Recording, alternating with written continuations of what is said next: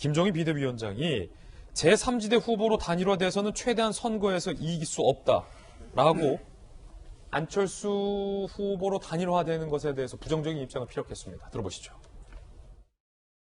제3지대 후보로 단일화돼가지고서는 시장 선거 이길 수가 없어요. 생각을 해봐세요. 우리가 기호 2번 국민의힘이냐, 기호 4번 국민의당이냐, 과연 국민의당의 4번을 가지고서 선거에 이겼다고 확신할 수 있어요? 안철수 후보 지지율이 국민의힘 어느 후보보다도 지지율이 높은데 이걸 어떻게 극복하실 보강이나 그런 게 있으신가요? 지금 현재 나타나고 있는 지지율이라고 하는 것은 솔직하게 얘기해서 그게 진짜 지지율이 아니에요. 그 안철수 후보는 그걸로 있어서 착각을 하는 것 같은데. 앞서서 이번 이슈의 주제로 어단안, 이단망이라는 이야기를 전해드렸습니다. 어단안은 안철수 후보 측에서 어차피 단일화는 안철수다라고 여유를 부리는 듯한 뜻이고, 이단망은 김종인 비대위원장의 입장에서 이대로 단일화되면 선거 망한다. 안철수 비토와 관련된 내용을 줄임말입니다. 어단안, 이단망. 지금부터 이 본격적인 이야기 해보겠습니다. 자, 방금 전에 들었어요. 김영주 의원님. 네. 김종인 위원장은 이대로 단일화되면 이거 본선거 망한다. 네. 이단망. 어떻게 생각하십니까? 맞는 말씀이시죠. 그렇습니까? 네. 망해요? 실제로 보면요. 이제, 보궐선거라는 특징이 있습니다. 예.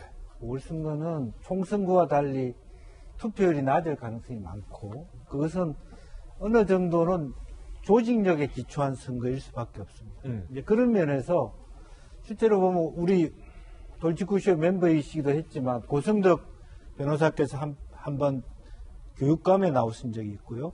그때 제가 조희연 선대 본부장을 맡은 적이 있어요. 상대 진영의 예. 선대 본부장. 예, 선거 10일 전에 제가 3등을 하고 있었어요. 예. 조희연 후보가 10%도 안 될 때 우리가 1등 한다. 어. 고성덕 후보 미안합니다만은 3등 한다 그렇게 얘기했더니 그대로 됐어요? 그때 우리 운동원들이 위원장님 우리를 취업하기 위해서 하는 얘기인데 너무 과합니다. 그렇죠. 그렇게 지지율이 얘기했습니다. 그거밖에 안 됐으니까. 근데 실제적으로 그 전에 곽 전 교육감도 그런 트렌드를 이뤘습니다. 지금 35% 되는 안철수 후보의 지지율이라고 하는 것에 대한 것은 일정 정도 호감도에 불과합니다. 그것이 어떻게 국민의 당이라고 하는 당이 그걸 흡수할 수 있는 기제가 없고요. 또 실제로 그렇게 됐을 때 말하자면 이번이 선거운동을 하기가 굉장히 어렵습니다. 이제 그런 의미에서 김종인 위원장의 말씀이 사실은 지금은 불리해 보이나 최종적으로 누가 언론사에서 저한테 이런 질문을 해서 안철수 후보하고 국민의힘 후보 중에 누가 더 민주당 입장에서 좋은 파트너가 될까? 제가 이렇게 안철수 후보가 훨씬 좋은 파트너가 될 수 있다. 우리가 이길 수 있다. 그렇게 답한 부분도 있거든요. 민주당 입장에서? 네네. 어떤 분이나 쉬운 성분은 아니죠. 예. 그렇지만 실제적으로 당력이라고 하는 것, 그걸 무시하기 어렵다라는 측면에서 두 가지를 말씀하신 것 같은데, 실제적으로 보면 단일화 시너지를 과연 국민의힘 말하자면 당원들이 흔쾌히 투표하러 가겠느냐, 기분이 나야 되는데. 만약에 안철수로 단일화가 되면. 예. 그리고 구체적인 선거운동도 말하자면 선관위하고 논쟁을 벌여야 되는 부분이 있고, 이제 그런 부분을 염두에 뒀다라고 보는 거고, 이제 그런 것에 대해서 지금까지 제가 보기에는 어쨌든 이 단일화를 앞두고 국민의힘 후보로 단일화되도록 당원과 국민들이 도와달라는 메시지를 저는 읽고 있습니다. 그렇군요. 자, 김영주 전 의원님의 어떤 과거 경험에 비춰봤을 때 김종인 위원장의 어떤 취지를 해석해 준 것이 네네. 그렇습니다. 누가 돼야 한다라는 말씀은 전혀 아니다라는 그렇습니다. 걸로 좀 해석이 될 것 같습니다. 자, 그렇다면 안철수 후보 쪽의 생각과 또 입장도 한번 들어봐야죠. 들어보시죠. 바로 10년 전에 박원순 후보가 무소속으로 아마 기호 8번인가로 출마를 했을 때 민주당이 함께 공동선대위를 만들어서 열심히 함께 승리를 일궈냈습니다. 그러니까 법적으로는 아무 문제가 없고요. 김종인 위원장께서 지금 제1야당의 책임을 맡으신 분이니까 제1야당 입장으로 말씀하시는 건 그분이 해야 될 일 아니겠습니까? 만약에 제가 열심히 노력해서 단일 후보가 되면 또 열심히 선거를 도와주실 거라고 생각합니다. 김종인 위원장은 안철수로는 단일화해서 선거에서 이길 수 없다. 안 대표는 뭔가 지금 들으셨던 것처럼 여유 있는 입장, 막상 내가 되면 잘 도와주실 것이다. 어차피 단일화는 안철수다. 어단한 입장을 취하고 있습니다. 홍준표 의원은 전직 자유한국당 대표. 홍준표 전 대표는요, SNS에서 이렇게 김종인 위원장에게 비판적인 의견을 냈습니다. 지금 이 국민의힘으로 못 돌아오고 있는 홍준표 의원 입장에서는 김종인 위원장에 대해서 부정적인 이야기를 재차한 바 있습니다. 이미 자당 후보가 야권 단일화 경선에서 패배한다는 것을 전제로 한 패배주의 발상이다. 안철수 후보 앞에 2번 달고 뛰어달라고 요청하는 모습은? 이라고 김종인 위원장에게 비판적인 이야기를 했습니다. 홍준표 의원은 안철수 대표와 만난 바도 있는데, 자, 이재명 기자. 안철수, 홍준표, 어쨌든 두 분이 같은 목소리를 내고 있어요. 어차피 단일화는 안철수다. 뭐 2번 뛰라 뭐 말라 이렇게 요구하지 마라. 김종인 위원장에게 굉장히 험한 말까지 하고 있는데, 홍준표 의원의 경우 어떻게 보세요? 사실 진짜 기호 2번과 기호 4번이 득표율 차이가 있을지는 잘 의문입니다. 솔직한 얘기로. 왜냐하면 기호 2번이든 기호 4번이든 정의당이 후보를 안 내면 어차피 두 번째 칸에 있습니다.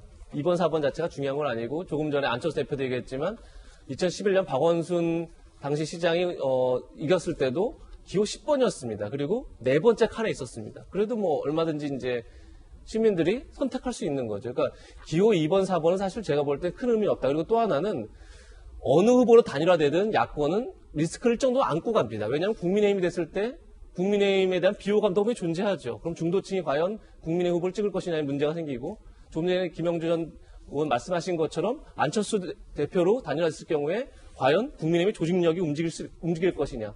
양쪽 다 리스크를 안고 있기 때문에 결국은 어떤 모양새로 어떻게 단일화하냐가 중요한 거지, 사실 뭐 2번이나 4번이 그렇게 중요해 보이지 않는데, 그럼에도 불구하고 계속 김종인 대표가 저걸 강조하는 건 제가 볼 땐 4월 7일 보궐선거 이후를 염두에 두고 있는 게 아닌가 생각이 듭니다. 4월 7일 보궐선거도 중요하지만 그 이후에 과연 야권 재편의 주도권을 누가 잡느냐, 이 문제에서 사실 국민의힘은 어쨌든 100석 이상의 제일 야당인데 안철수 대표한테 그 주도권을 뺏기는 순간에 사실 국민의힘은 굉장히 지리멸렬해질 수 있는 거죠. 그런 점에서 아마 그 이후에 대한 고민을 할 텐데, 사실 가장 중요한 건 4월 7일 보궐선거입니다.